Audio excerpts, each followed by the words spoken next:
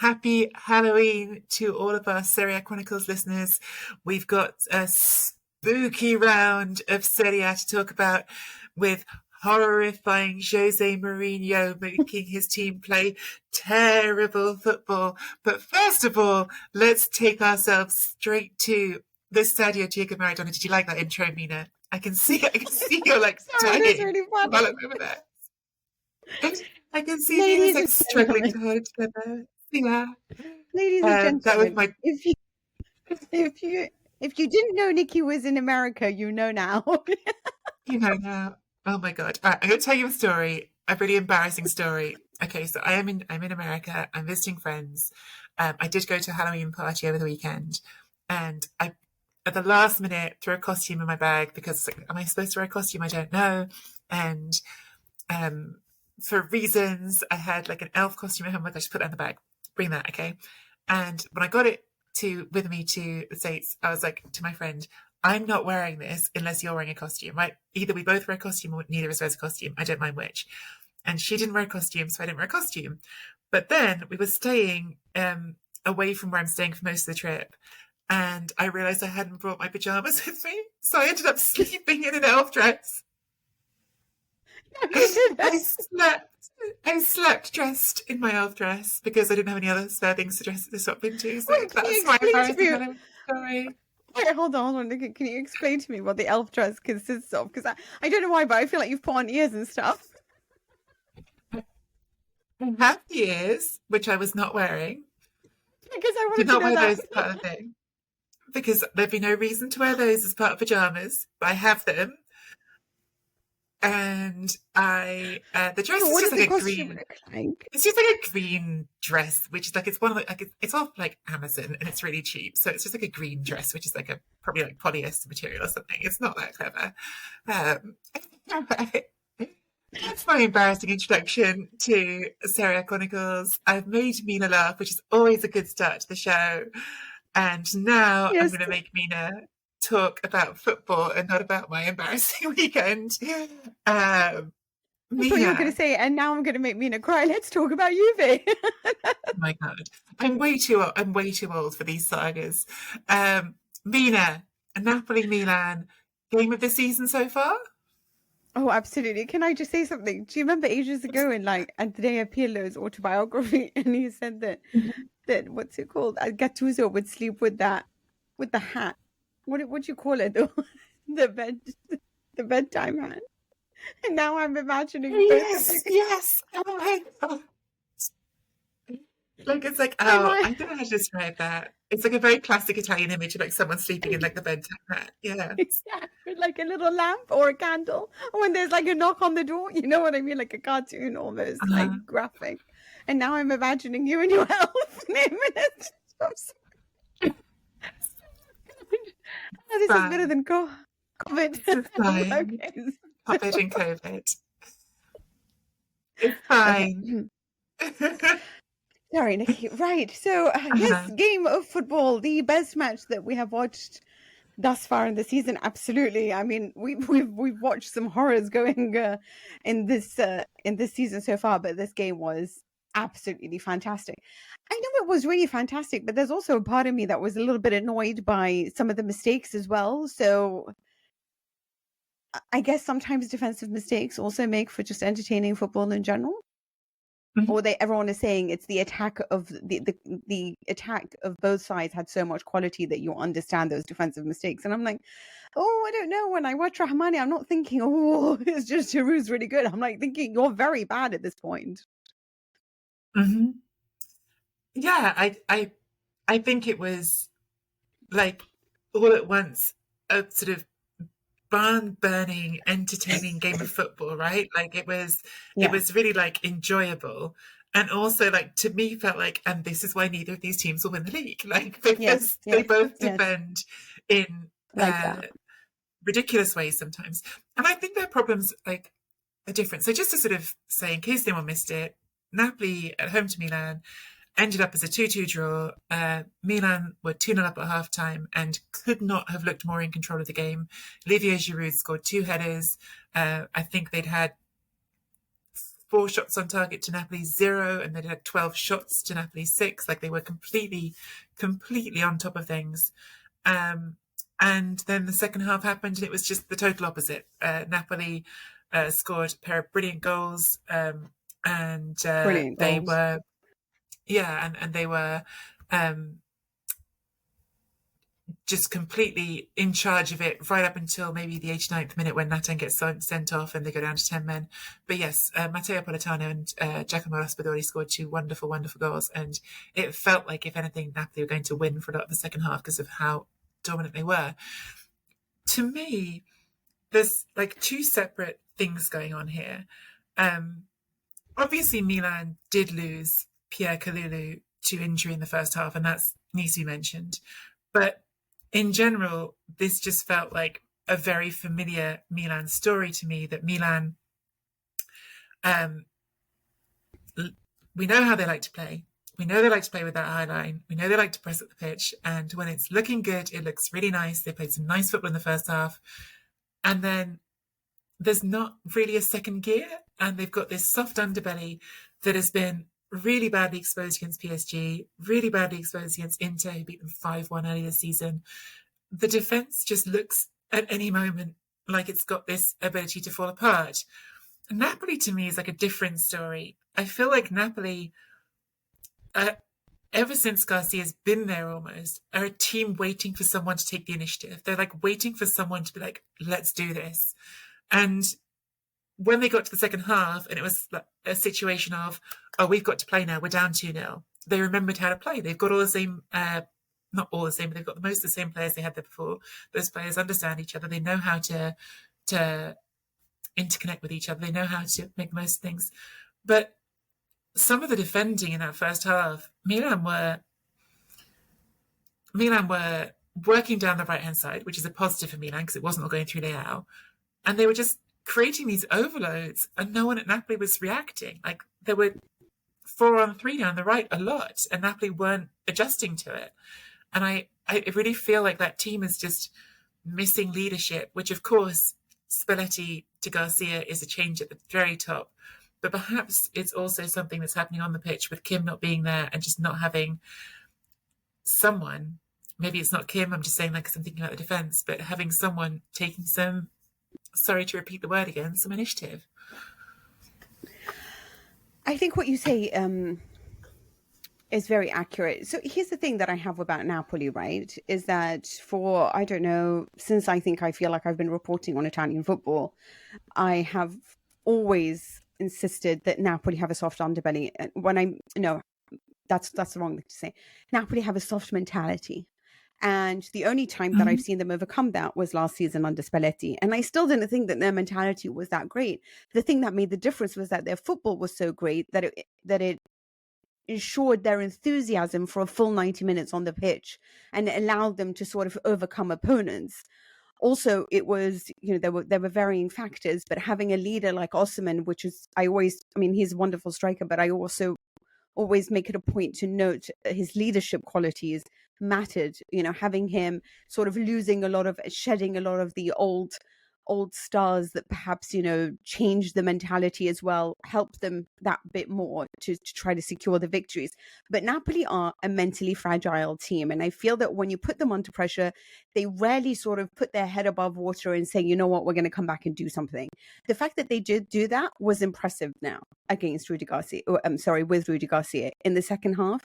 It seemed like there was a genuine reaction, and I like to see that. And there is this part of me that thinks the real Napoli that we saw last season, the one that isn't scared, might be showing up again, Obviously, I also think the tactical changes made a huge difference. It was just so different having Simeone on the pitch because of his mobility. Having that player there allows Raspadori even more ability to really show what he can do, rather than just be sort of the focal point, right?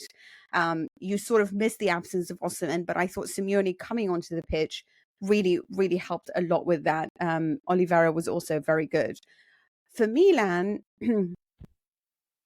another thing, sorry, just to mention as well, Politano is a player that I don't know half the time if I want to punch him in the face or I think, good God, you're so good, And there's, like, obviously the 2 goals were spectacular. For me, I preferred Raspadori just because I was like, Actually, both of them are stunning. But Politano, we said that there's no shots on goal in the first half, but he had a great opportunity in the first half. And they could have made it 3-1.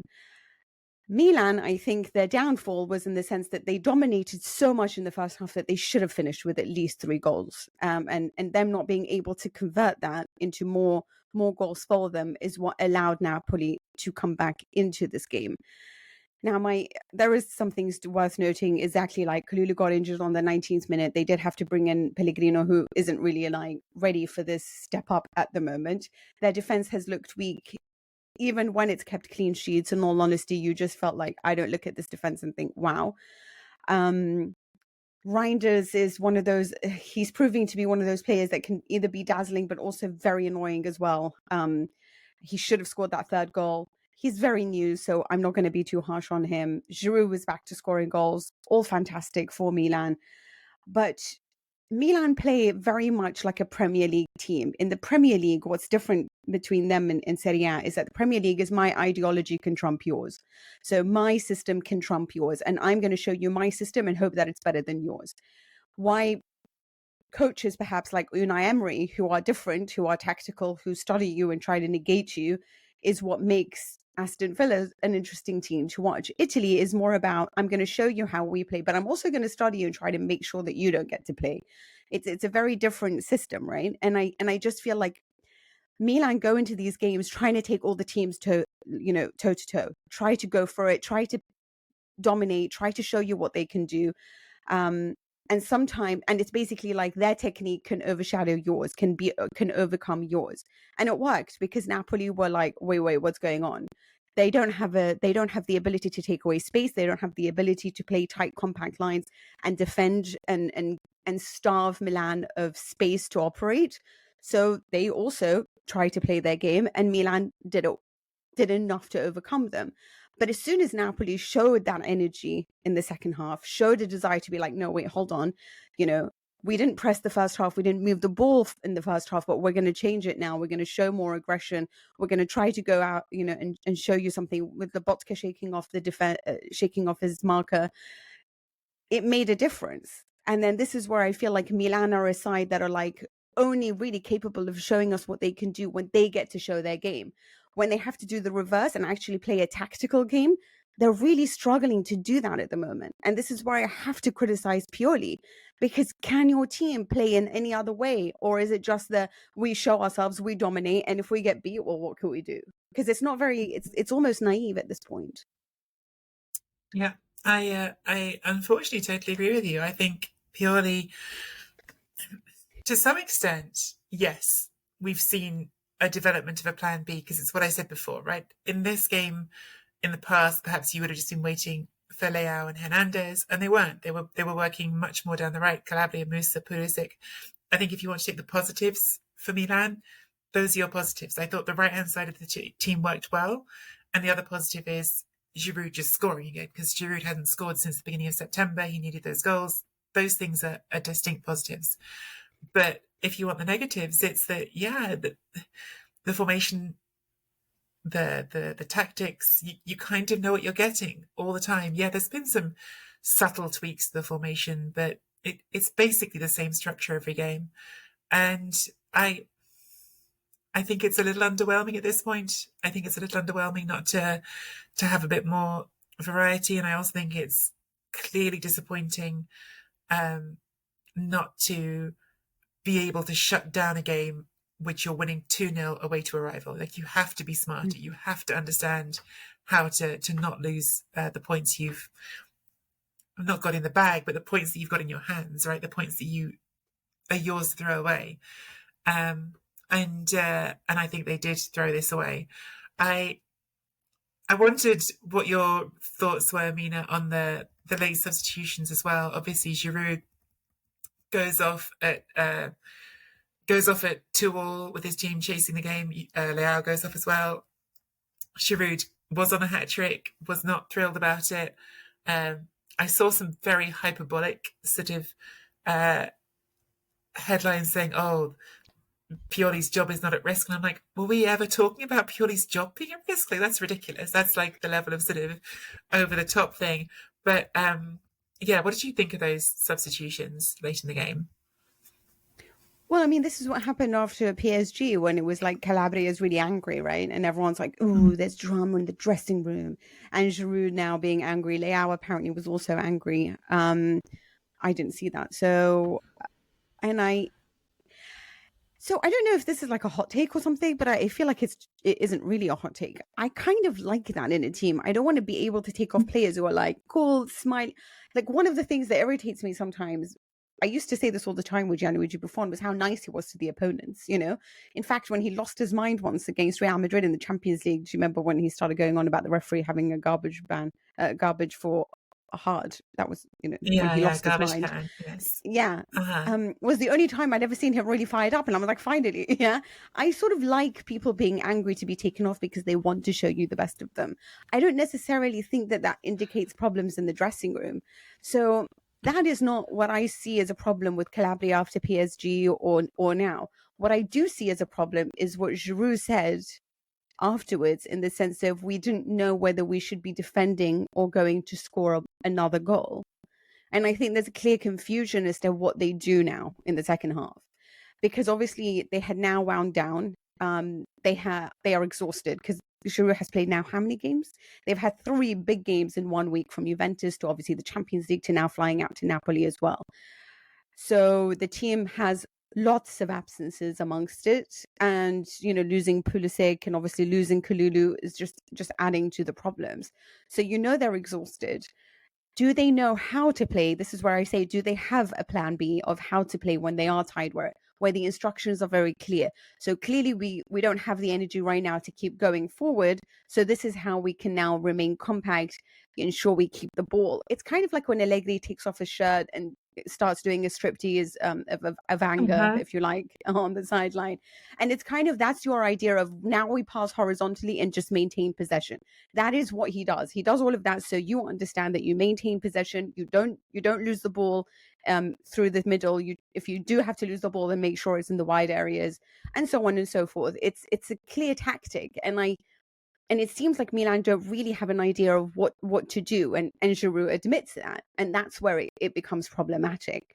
Now, between these two coaches, Rudy Garcia has come out of it looking better, right? Because it's his team that came back and scored 2 goals. It's his team who had a tactical reaction, and an emotional one, if you like. And it's Milan whose stars are coming off looking angry, who people are saying we didn't know what we're supposed to do, who have now gone to another game against a big opponent and come out with less than 3 points. And so there are going to be question marks on Stefano Pioli.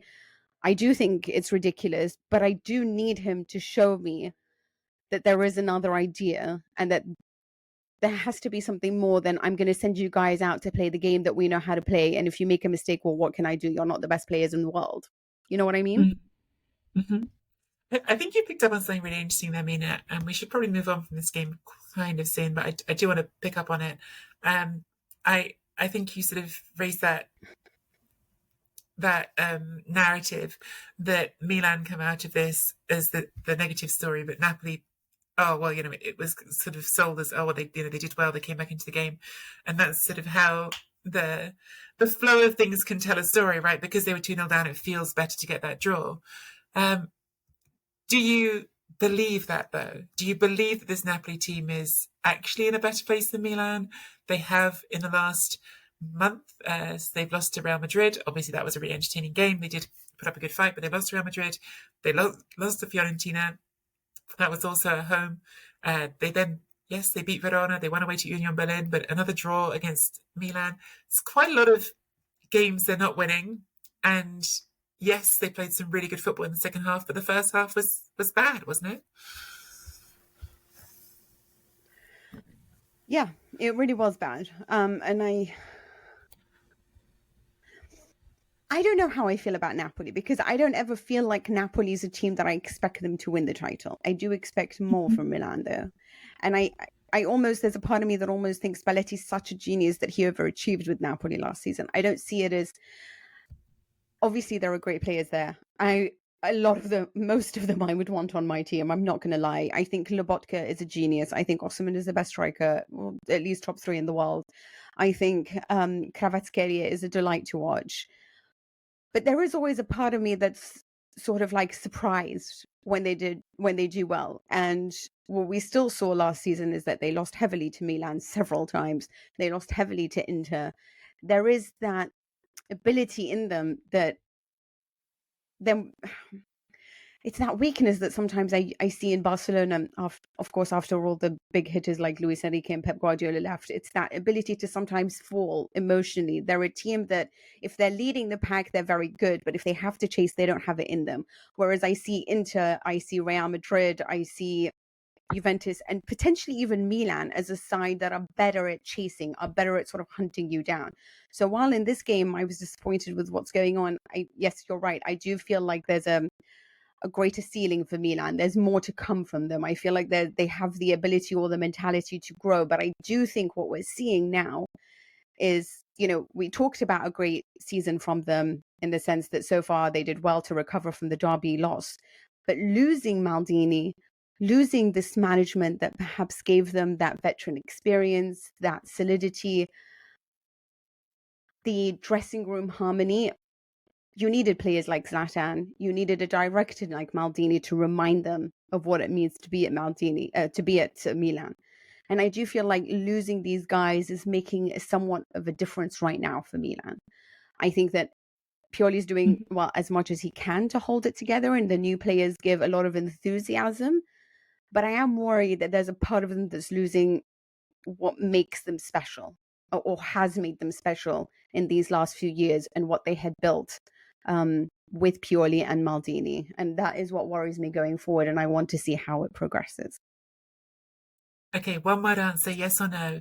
Do you think that either of these teams is the greatest rival to Inter for the league title?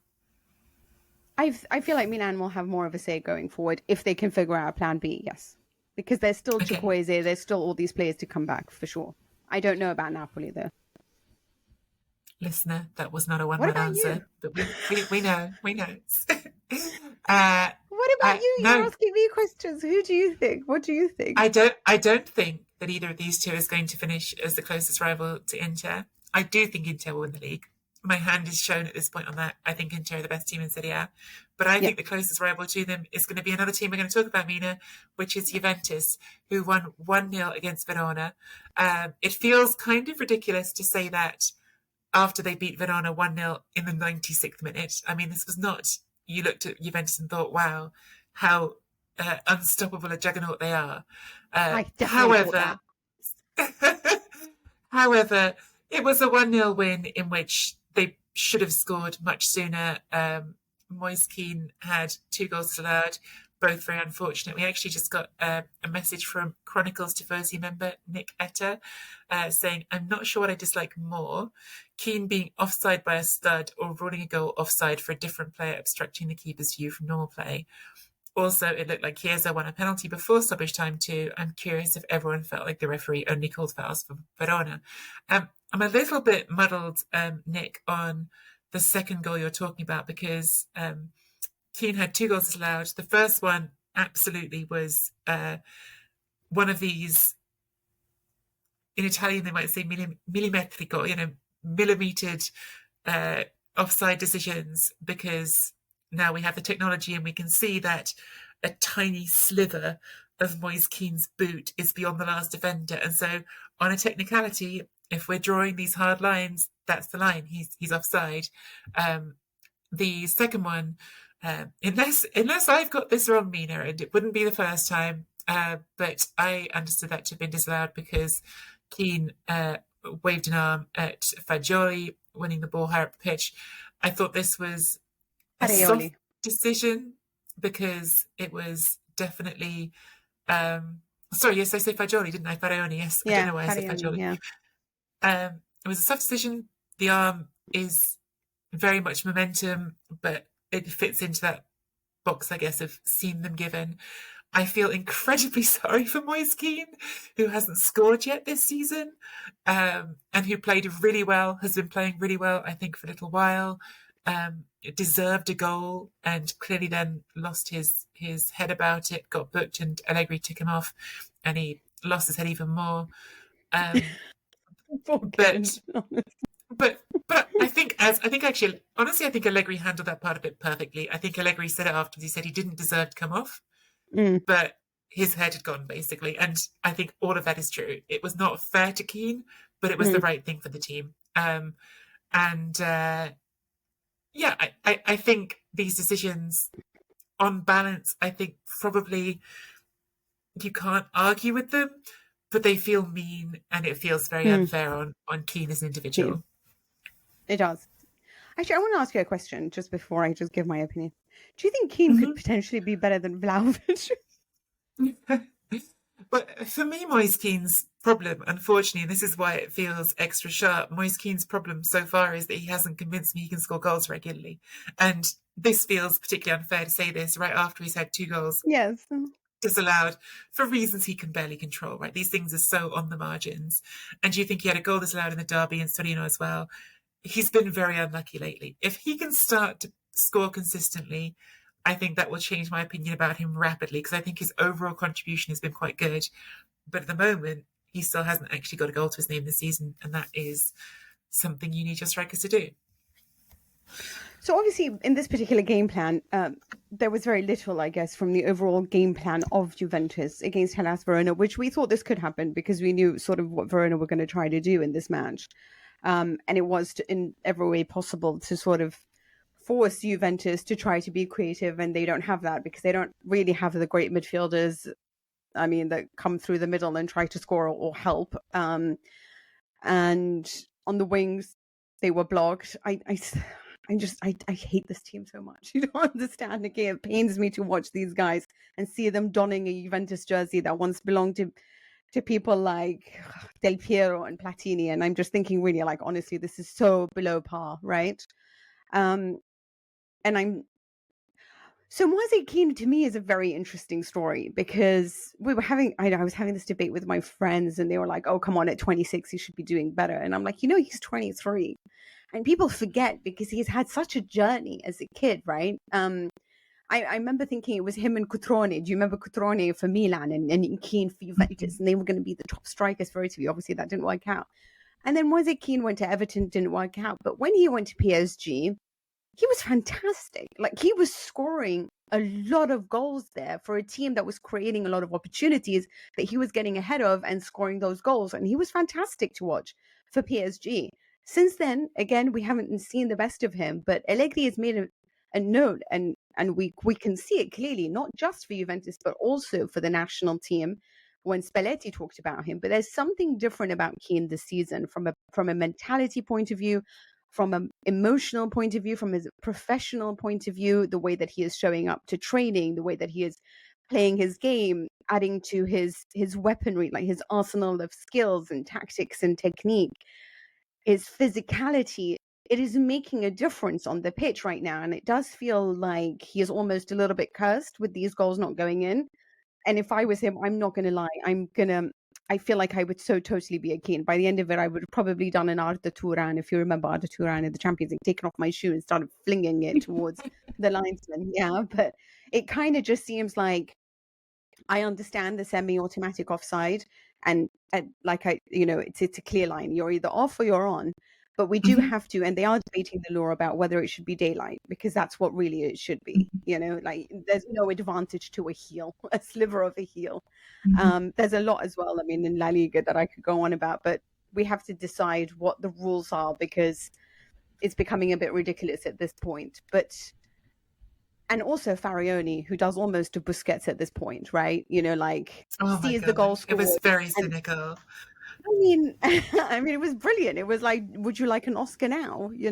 I mean, listen, by all means, like, I love a little bit of play acting. I'm quite fond of the dark arts. So I probably, if I'm Verona, I would have liked my player to do as much as he can to ensure a clean sheet. But you do feel sorry for Kean, because it was pretty much him against Verona. It was pretty much him showing his physicality, his tenacity, his technique, the margins with which he's improved this season. And I do feel like he adds something different to this Juve side, because we have some limitations, and against teams that will defend, and we need a player who can be physical, who has the qualities of Kean as well, who can take a player on. I enjoy him being part of the team, and I would like him to see a more game time, because I do think in the long run we will see more consistency from him. But he just hasn't had that. He's not been allowed to play because if Vlahovic and Chiesa are healthy, there's not going to be Kean starting, right?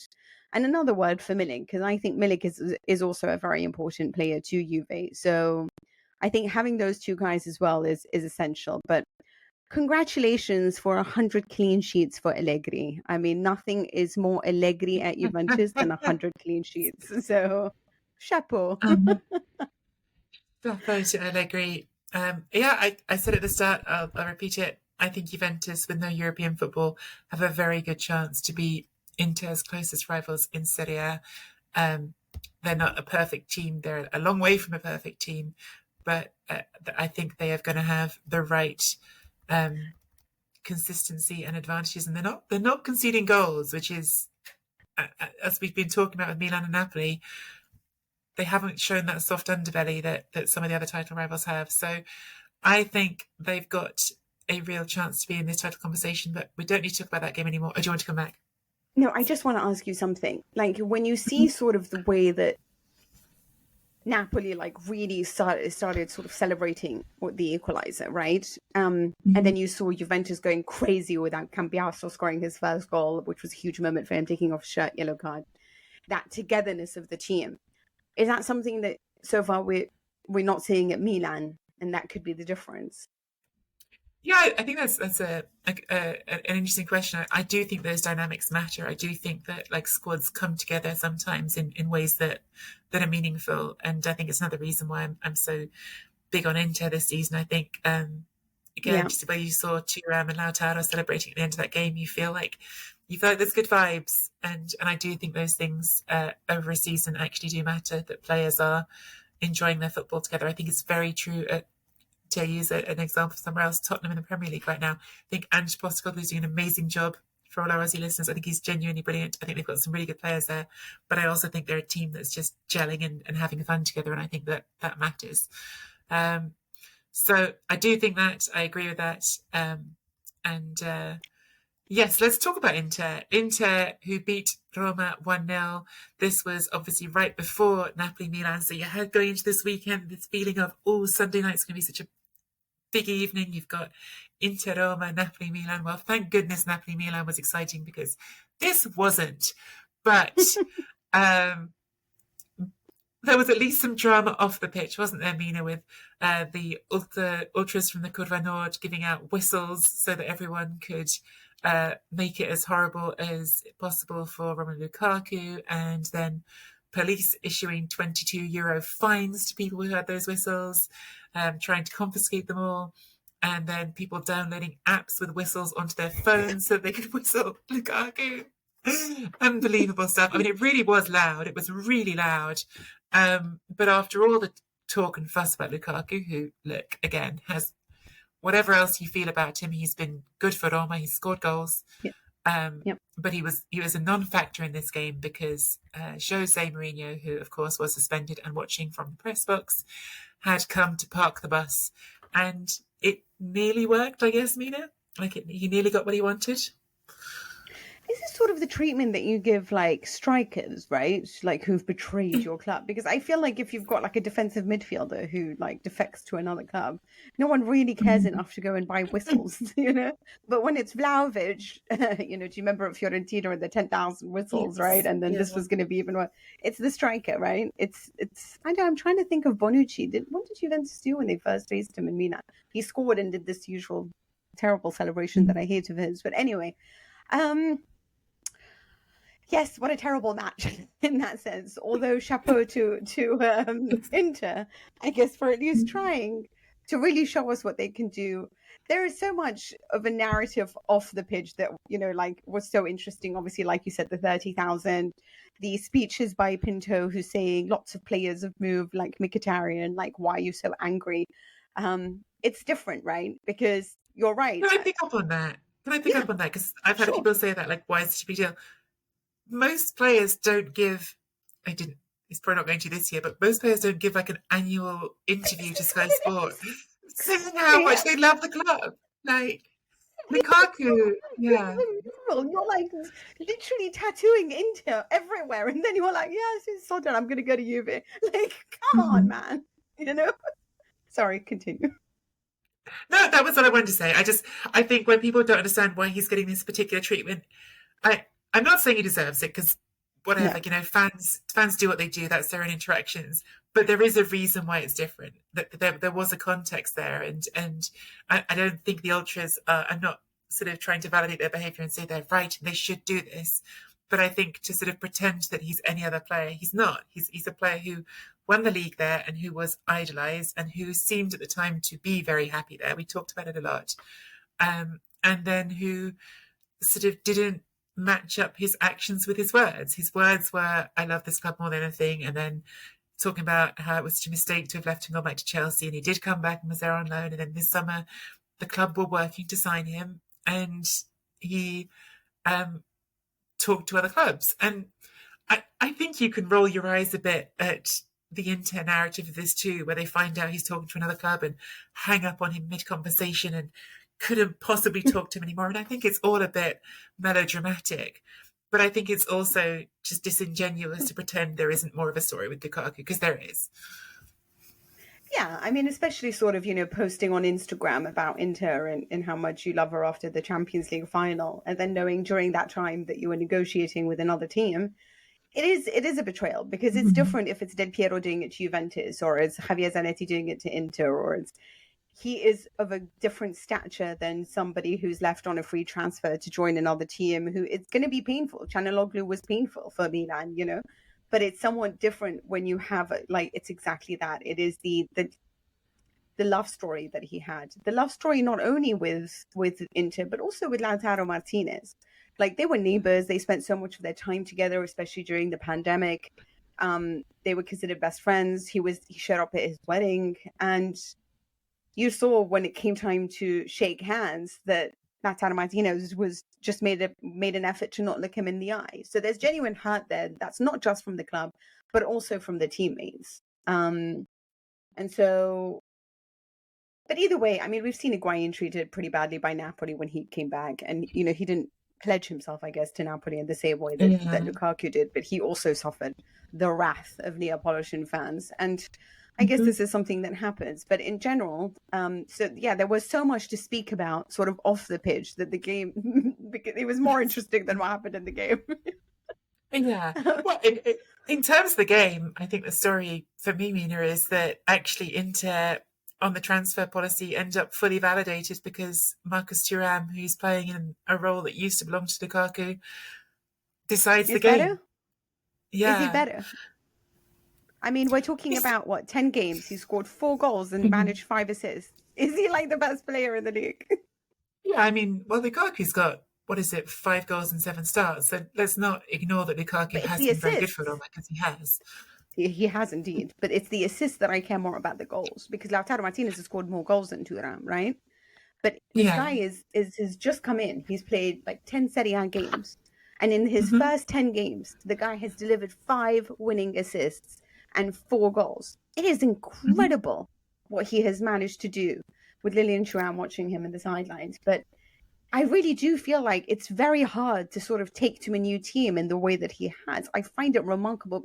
Maybe because I didn't look at him as somebody that could do that. I was unsure, to be honest with you. I know he was a good player, but I certainly didn't think that he would have the impact that he had. But seeing him move, he has, for me, the ability to be absolutely excellent and potentially better than, I don't know, a lot of players.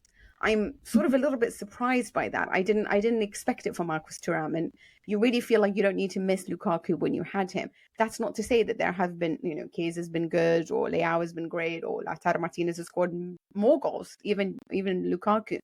But there's something about Thuram and how he's playing right now that makes me think like this is the best transfer, one of the best players that's come in this season, surely.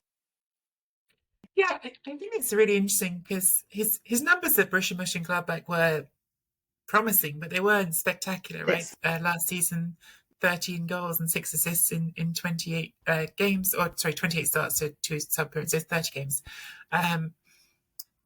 They're good, but they're not numbers coming out of the Bundesliga that make you think, wow, this person's going to be as effective as he's been. I had spoken to a lot of people who follow the Bundesliga more closely than I do, and I'd heard some things from them that made me think he could make this sort of splash. But I do think that part of that story is actually, for some players more than others, I think this is true, playing alongside great players can elevate you. Playing alongside great players allows you to move differently on the pitch. If you're not having to carry a team, it can open up opportunities for you and allow you to show more of your potential. And I think clearly he and Lautaro are vibing. Like, they are enjoying playing together. They get each other. They understand what they want from each other, and that connection has been really important. And I mean, in terms of the celebrations, there's like 2 points of it that I enjoyed, because I loved seeing Lilian Thuram in his majestic fedora, like having a great time in the stands. But I thought it was, definitely indicative of this team and where it's at, that at full time you see Lautaro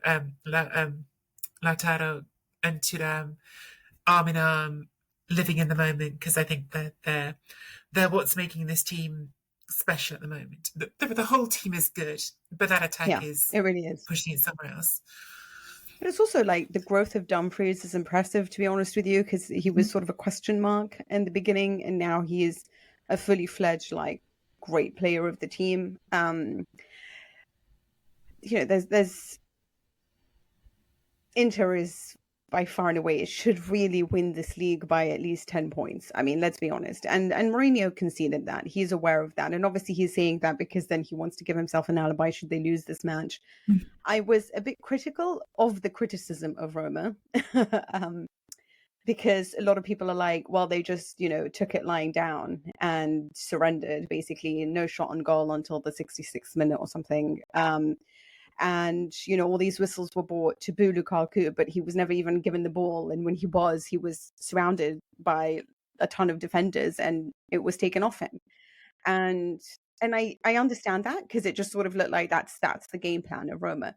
But I also think it's, and the question was not even sides battling relegation would surrender in this way.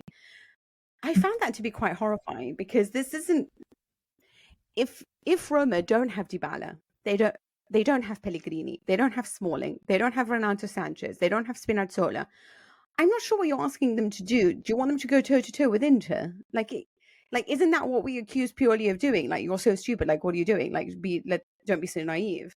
I'm not saying to you that the way that they played the match is enough for them to win, right? But I do think that trying to stay in the game with however you can at this point, with all the injuries that you have, I don't know how much more we could have asked from them.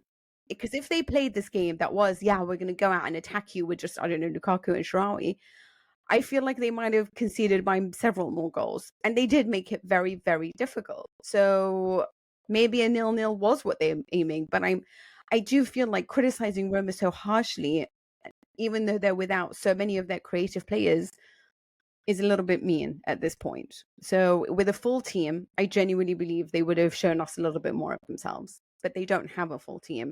They only played on Thursday. And I think there has to be some understanding of the fact that even if Mourinho is somebody who indulges too much in the negativity of the game, surely he should be allowed to do what he has to do in this match against the best team in Serie A, against a team that I think most of us agree should win this by a landslide. I definitely agree that they are far and away above everyone in Serie A right now. And I think we need to talk about some other games. I think I have to go to Cagliari Frosinone. Unbelievable stuff. I think I just have to take it from the joylessness of that game in Roma to the most ridiculous game of football I'll probably see all season, and maybe for longer. Claudio Ranieri, miracle worker that he is, another miracle at 72 years old. No team in Serie A history had ever come from 3-0 down to win after the 70th minute, and that is what they did. 3-0 down to Frosinone.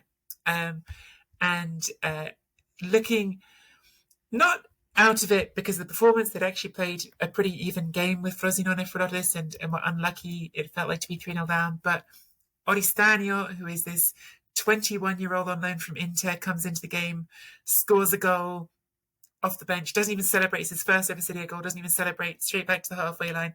4 minutes later, Antoine Makumbu, who's I think been a really interesting player for Cagliari, probably their best player this season, scores again. And then Leonardo Pavoletti finishes the deal with 2 goals in injury time. There's so much to say about this team. Cagliari obviously promoted via the playoffs last season, and they were promoted in the most ridiculous way, because in the semi-final they were 2-0 down to Parma. They won 3-2. In the final they were drawing but effectively losing, because the tiebreaker in the playoffs is just who finished highest. They were going out in the final against Bari in the 94th minute, and Pavoletti scores then as well.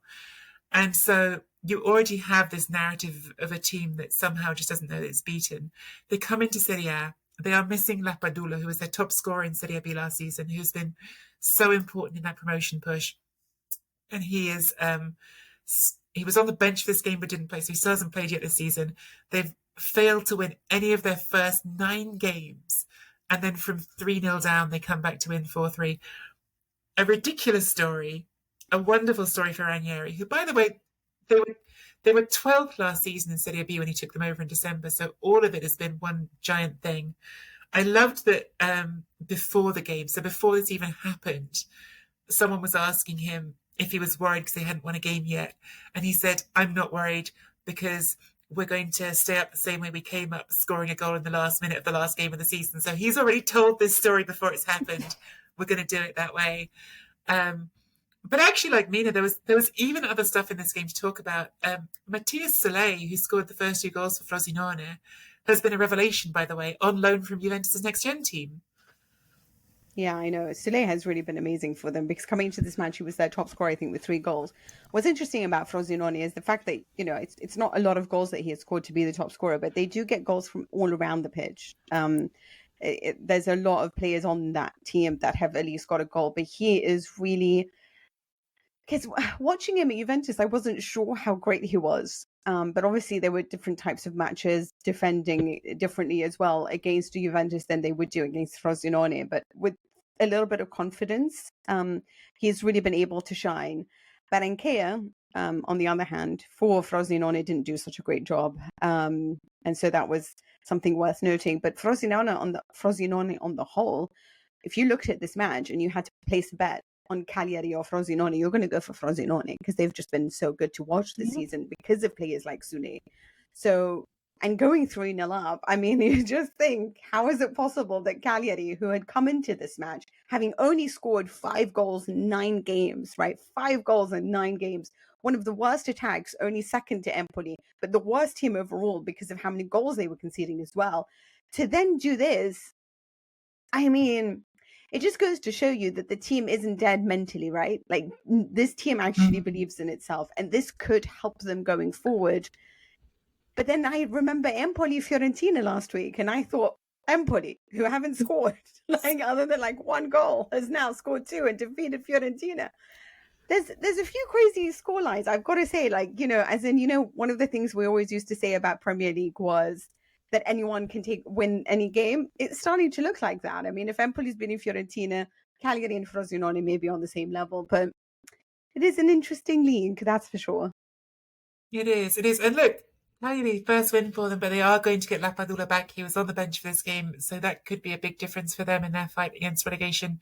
Frosinone, as you say, they won Serie B last season, and they've had a pretty solid start to life in Serie A, definitely positioning themselves to have a good go at staying up this season. Other games to mention this week, and one question I wanted to ask you before we move off this game. Leonardo Pavoletti, 34 years old. Is he the answer to Italy's problems up front? Probably not. I just had to see Mina's face as I asked that question. I'm happy for him. For the record, Pavoletti has played 1 game for Italy, and he did score. I think it was against someone not very impressive. I don't have it in front of me right now. Misak Ulikian, one of our Chronicles Tifosi, wrote in saying, can we now say Juve's next-gen project is a proper project and not another method of fast cash generation by the club? Sule is one major example of some of the gems that Juve has in the ranks. Yes, I think next-gen for Juventus is reaping rewards right now, and maybe we can give a more full answer to that another time. But the next-gen team has produced several players who look like they're going to go on to have proper careers. So it's been a very fruitful investment for Juventus. Lazio Fiorentina on Monday night, nice 1-0 win for Lazio, secured in the 94th minute by Ciro Immobile from the penalty spot. My favourite part of this game is the Eagle Olympia took a detour of her usual lap of the stadium and went and parked herself on the on the barrier between the away fans and the home fans. And the Fiorentina fans' reactions to that are, I think the best thing I can say to keep it PG-13 are exactly what you would think football fans would do in that situation. And I mean, doing that to an eagle is ridiculous. And that's just, I don't know, it's funny and stupid all at the same time. There is footage of it if you want to see it. Mina, was there anything else you wanted to pick up from the weekend? Obviously, Fabio Grosso. Oh, Scamacca, yes, go. Talk about Scamacca. I was just going to say Scamacca had a wonderful performance for the 3-0 victory of Atalanta. There's a part of me that's like, do I really, can I go on and be like, oh, like this was a tremendous game from Atalanta?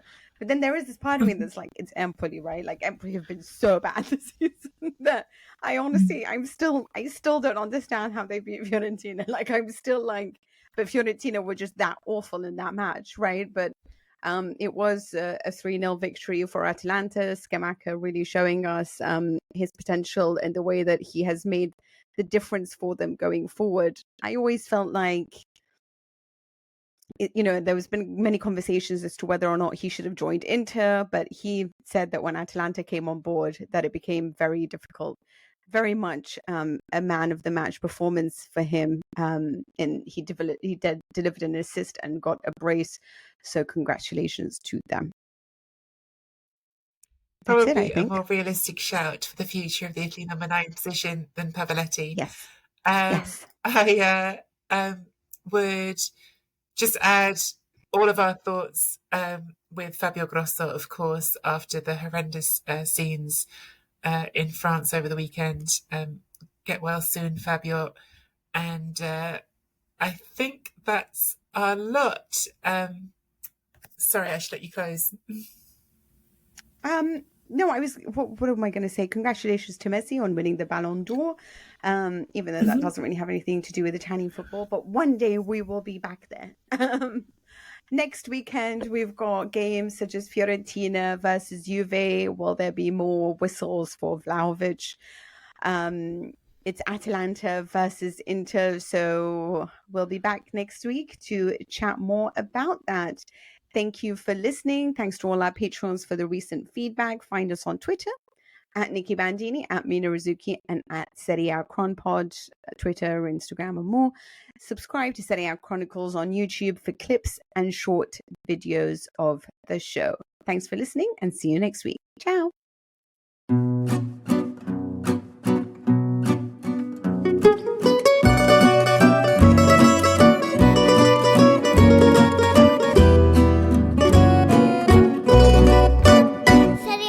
Chronicles is a Chronicles production.